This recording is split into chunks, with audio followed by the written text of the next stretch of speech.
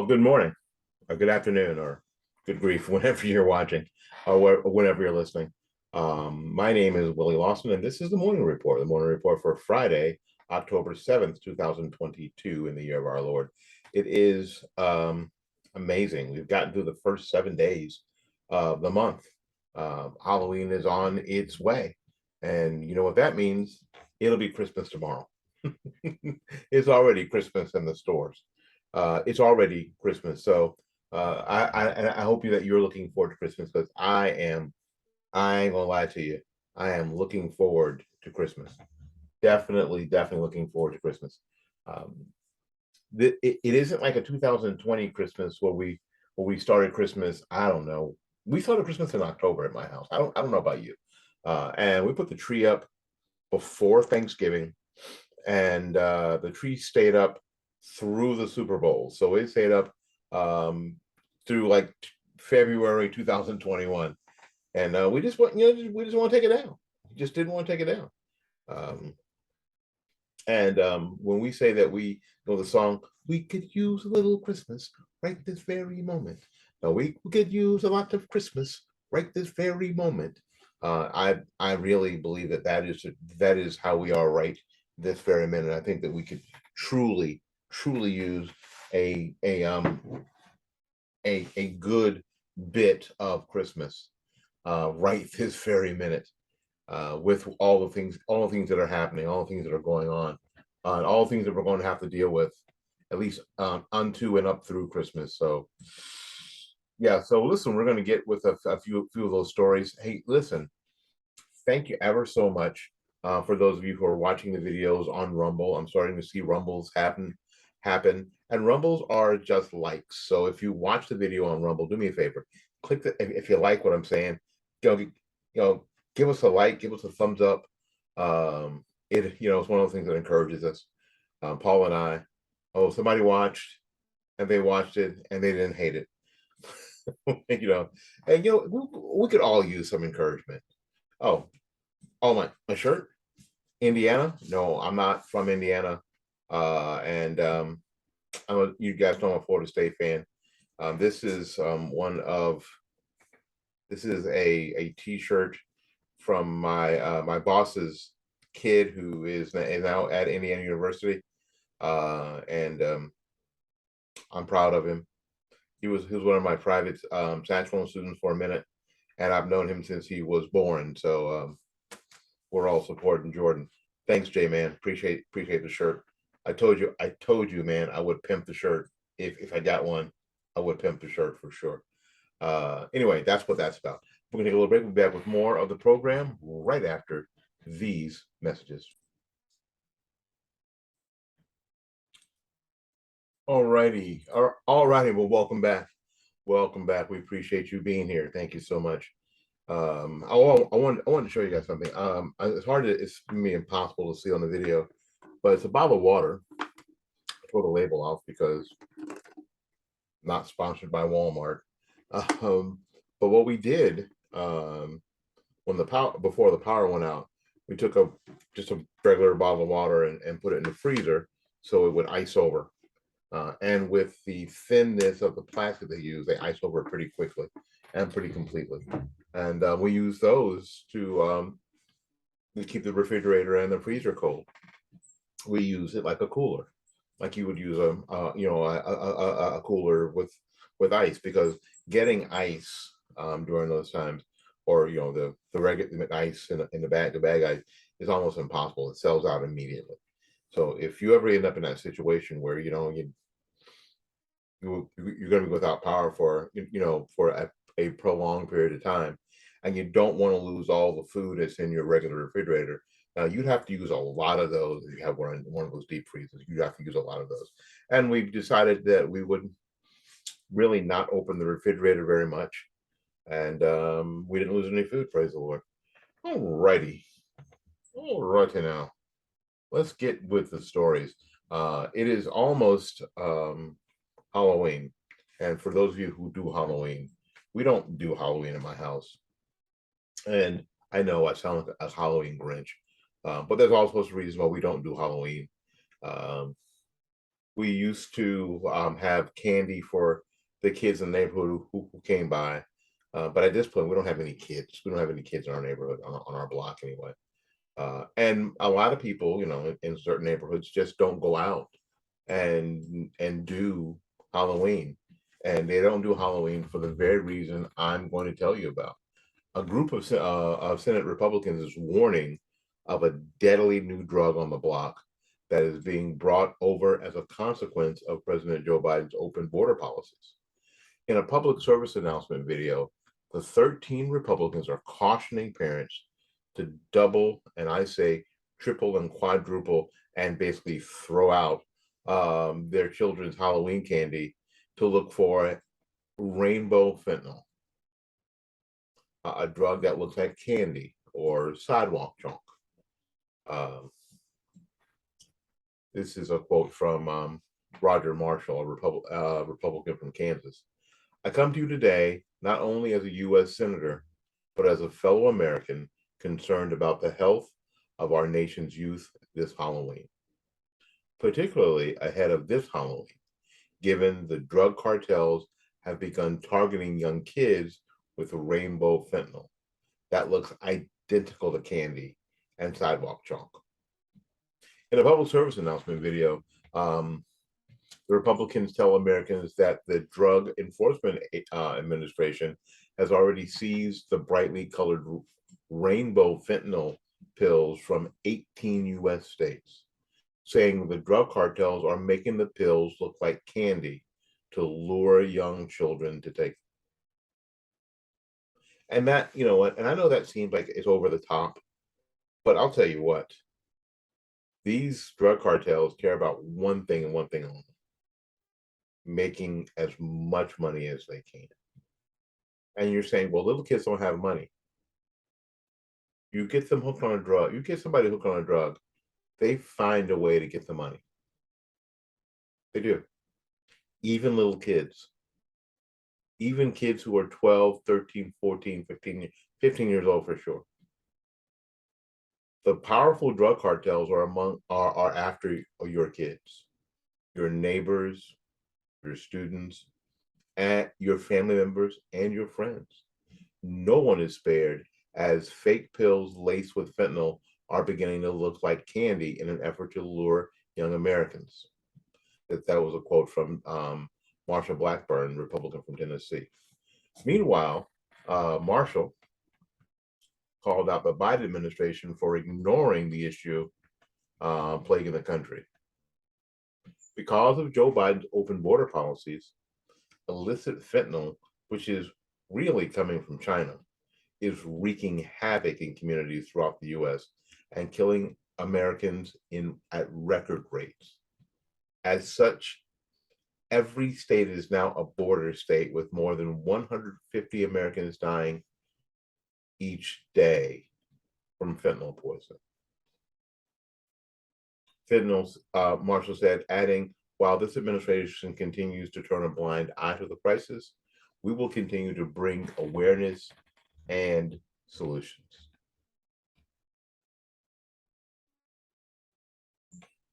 It's interesting that Mayor Adams of New York has declared a humanitarian crisis because they can't handle the extra 17,000 illegal aliens that have descended on their city or been dumped on their city, however you want to put it.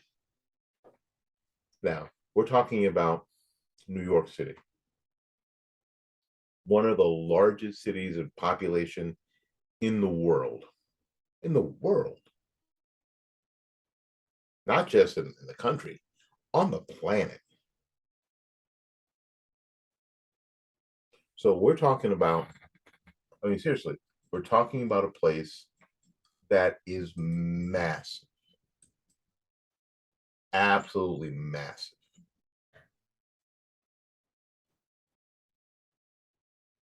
17,000 people. Now, 17,000 people isn't a small number. Not a small number. But the mayor of New York has declared a humanitarian crisis, and he's looking for help from the federal government and the state government to do something. He decided to put up a tent city. Imagine if some mayor or governor in some red state had decided that these illegal aliens could live outside in tents. Can you imagine? Well, the mayor of New York decided that he would put together a tent city. Well, the only problem was that it rained and the site for the tent city got flooded out. You are all a border city now. You are all a border state. Congratulations. But not doing something on our actual border, that problem has seeped up. It's like when you get water in your house and the drywall, because of the nature of the drywall, just sucks it right up. So now the water, even if it recedes, has ruined the drywall. And now you got to do something.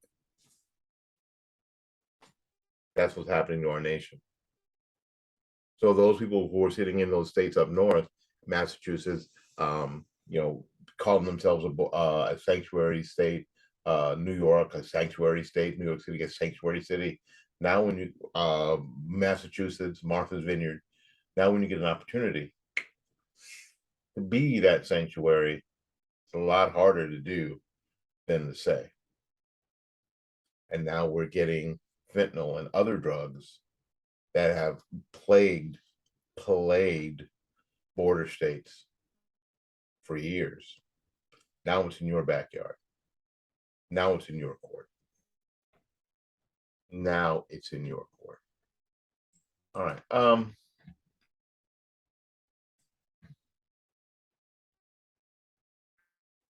John Fetterman. I have asked y'all, and I continue to ask y'all, please don't spend a lot of time commenting on somebody's physical appearance.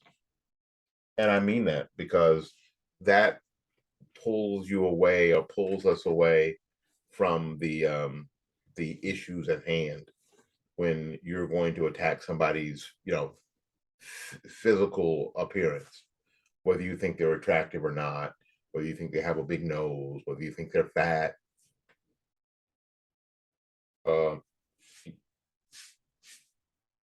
You know what I'm saying. Don't do that. Now, right after I told you that not to do that, there isn't any way to look at this dude, John Fetterman, who looks like a 6'9" Uncle Fester, because I think that's the vibe he wants, and wonder what's going on with him. So earlier this week, John Fetterman has grown increasingly desperate. We talked about it earlier this week, as he runs for an open Senate seat currently held by retiring Senator Pat Toomey, Republican from Pennsylvania. This includes equating his Republican opponent, Dr. Mehmet Oz, with Dr. Nick, the quack doctor from The Simpsons. Fetterman appears to have ratcheted up his attacks even further, though, and is being bolstered by far-left media outlets. For instance, Fetterman shared an article from Susan Rinkhaus at Jezebel showing Dr. Oz giving remarks at a World War II museum near Hitler's car. Dr. Oz stood in front of one of Hitler's cars at a fundraiser and had Jordan Peterson call in. The headline read. Again, the event took place at the Lion Air Museum, and the car is part of authentic history. Fetterman's tweet claimed that if you're asking donors for money in front of Hitler's literal car, you shouldn't be running for U.S. Senate. So you go to this museum and you're standing in front of this car, which is part of history, and that's what you're using. Here's what I'm going to say to you, Mr. Fetterman. If you would, on camera, um, go to a business in your town, even if you're the mayor, and you would destroy or mess with a sign as sending a signal, some sort of signal to the business owners that you're going to shut them down, you should be running for Senate. If there was problems with the business and they were breaking city ordinances or whatever, there's a process for that. It doesn't require you going out there and messing with their sign to send a message. It doesn't require that. Your city, even your city, has a methodology by way, if they are breaking city ordinances or the like, that they can be shut down. They can be a community or city nuisance or whatever, and there's a thing for that. It doesn't require you to do anything extra. So if you believe that it requires you to do something extra to send a signal, you shouldn't be running for U.S. Senate. You just should. The museum was founded by that Oz was at, Major General William Lyon, a decorated U.S. veteran, and contains authentic pieces of history.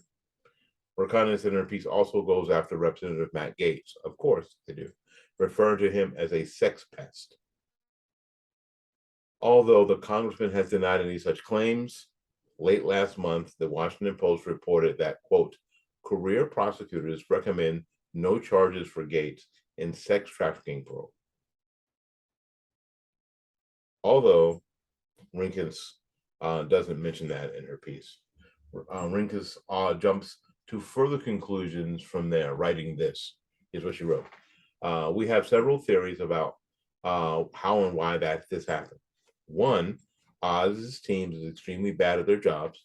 Two, they hate their boss. Three, this was an intentional wink. That wink, that dog whistle, blah, blah, blah, to the fascist elements of the Republican Party. These people live in some sort of weird, bizarre fantasy world where everybody is hip to dog whistles and side winks and wink, wink, nudge, nudge. The chair of the event, Palmer Luckey, is Gates' brother-in-law and billionaire founder of Oculus VR. Luckey is a Donald Trump supporter, and in 2017 was photographed with Steve Bannon and white supremacist Chuck C. Johnson, with both Johnson and Luckey flashing the white power gesture. You know what the white power gesture is, right? You know what that is, right? Right? White power gesture. Luckey claimed on Twitter that the gesture being a symbol of hate was fake news, and people do it to playfully mimic Trump. Potentially, not unrelated to his politics, Luckey is also the head of the military technology company called Anduril, which makes surveillance equipment used on the U.S. border and is now making drones. The company has multiple contracts with the U.S. Department of Defense, and Gaetz, meanwhile, sits on the House Armed Services Committee. Okay, the event had also covered by the similarly leftist Huffington Post, David Moy. Mehmet Oz gives speech near Hitler's car and causes furor on Twitter. His headline read, but he didn't have anything to add. Fetterman has been prone to going after Oz on social media, which may have to do with how he experienced a stroke in May, shortly before winning the primary. He has not done many public campaign events, and those he had, as well as a few similarly few media interviews he's given, involved bizarre responses and shows he is still experiencing some side effects. Now, all right. If the dude did have a stroke, it's serious stuff. I mean, it's serious stuff.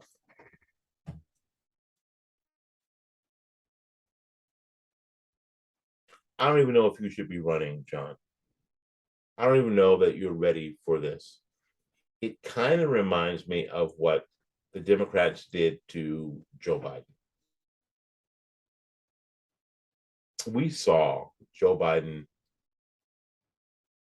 start to fail after the death of his son, Bo. That's when I noticed it. Is that when you noticed it? After the death of his son, Bo. And that's why he didn't run the first time, right? And he has just not been sharp. John Fetterman has not been sharp, and neither has President Biden. And I see a lot of parallels here. I don't know if there's a Mrs. Fetterman, but if there's a Mrs. Fetterman, ma'am, put your arms around your husband. First thing in the morning, and tell him, no, John, we're done. We're done. Tell him that you love him, and tell him that you're done. This is not good for you. This is not good for your family. All right, we need a little break. We'll be back with more of the program right after these messages. Thank you ever so much for hanging out with us, checking us out, making sure that we're all cool, that we're all doing what we're supposed to be doing. That's super important, that we're all doing what we're supposed to be doing. And that is for sure. For sure. So we appreciate you we appreciate you doing that for us. Thank you ever so much. It is absolutely positively incredible. Oh, literally incredible. What goes on, and that it seems like no one is paying attention. Like no one is paying attention. I mentioned this earlier, and I want to get to this. We saw the hypocrisy that was blatantly on this display from Martha's Vineyard, but it doesn't stop. Today, Friday, New York City Mayor Eric Adams declared a state of emergency over the influx of illegal immigrants in the city. This comes in response to Republican governors who have been sending buses and airplanes of illegal immigrants to sanctuary towns like New York City, Chicago, Washington, D.C., and Martha's Vineyard. In remarks Friday, Adams said that the influx of migrants in the Big Apple has put the city in a, quote, crisis situation, and estimated that it would cost at least $1 billion to provide for them. That it would cost $1 billion to provide for about 17,000 people. Here's what he said. This is a humanitarian crisis that started with violence and instability in South America, and is being accelerated by American political dynamics, he said.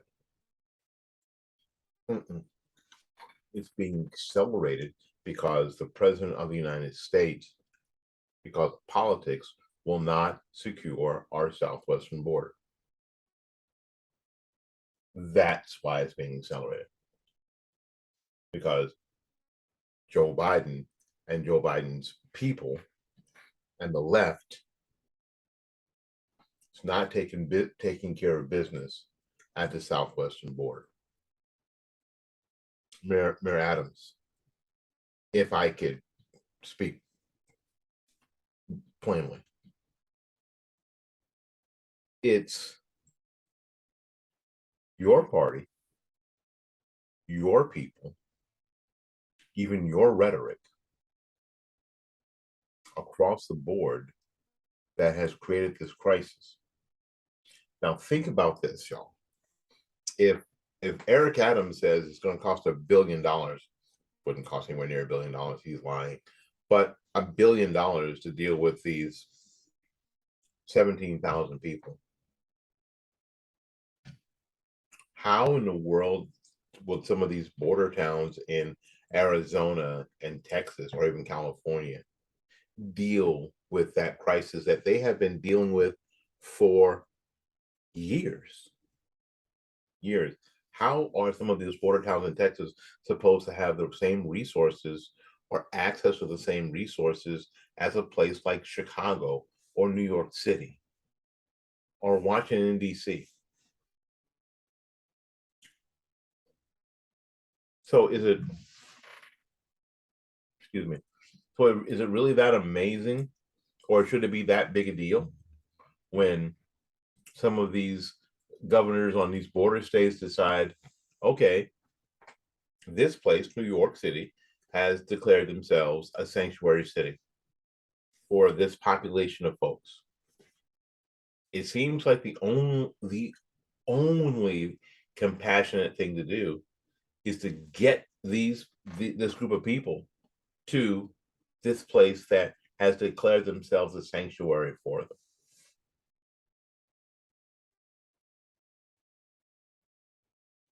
No, not a good idea to send them to New York City,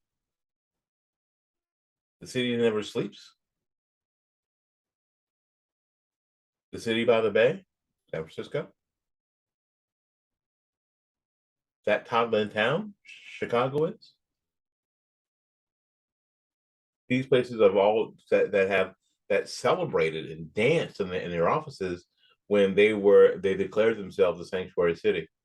And I know people are watching the video. That thing up over my head is my guitar, and I can't stop it from showing up because I'm not using a green screen. Just deal. Um, doesn't seem like it would be that big a deal, right? New York City, the largest city in the world, or one of the largest cities in the world. You should have the resources, right? You should have the resources before you start inviting people over. It's like inviting people to dinner and having them bring their own dinner. I don't know why y'all are all here. We ain't got nothing for you. Well, how in the hell can you be a sanctuary city and have nothing for people? What are you, a Cuban hospital? Yeah, bring your own medicine and bring your own bed sheets. Some of y'all better bring your own beds. You Mexican hospital? What the hell? Or a Cuban hospital? Come on now. Come on now. I mean, seriously, come on now. Ridiculous, redonkulous, outrageous, completely outrageous. But it's New York City. And New York City just had a gun buyback. And this is the idea of this whole idea of that somehow these municipalities are going to buy back guns.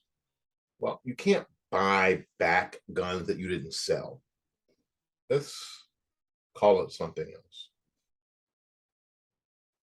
A man going by the pseudonym Kim showed just how useless some of the New York State efforts to address gun violence truly are when he walked away with a buyback event $21,000 richer. When he heard about people printing ghost guns to make money from buyback programs, he put his $200 3D printer to work. 6 hours away from Utica, New York, the state attorney's general office was holding a buyback event at the police department, and Kim brought 110 ghost guns with him. It took an entire day of negotiating with the AG's office staff, but in the end, he walked away with 42 $500 gift cards. I'm sure handing over $21,000 in gift cards put some to some punk kid after getting a bunch of plastic junk was a rousing success, laughed Kim. Gun buybacks are a fantastic way of showing, number one, that your policies don't work. Number two, you're creating a perverse demand. You're causing people to show up to these events, and they don't actually reduce crime whatsoever. The Latin Kings aren't showing up selling their guns to the government. The Crips aren't showing up selling their guns to the government. The Bloods aren't showing up selling their guns to the government. The Mexican mafia not showing up selling their guns back to, it's just not happening. The AG's office, meanwhile, touted the August event's success. The Attorney General, Letitia James, anyway, announced that 296 firearms, including 177 ghost guns, 110 of them were printed on a $200 3D printer, and were never, ever going to be actual guns. They were just enough of a gun to be considered a ghost gun. Were turned into law enforcement at a gun buyback event hosted by her office and the Utica Police Department. The Office of the Attorney General accepts, with no questions asked, working and non-working unloaded firearms in exchange for compensation on site.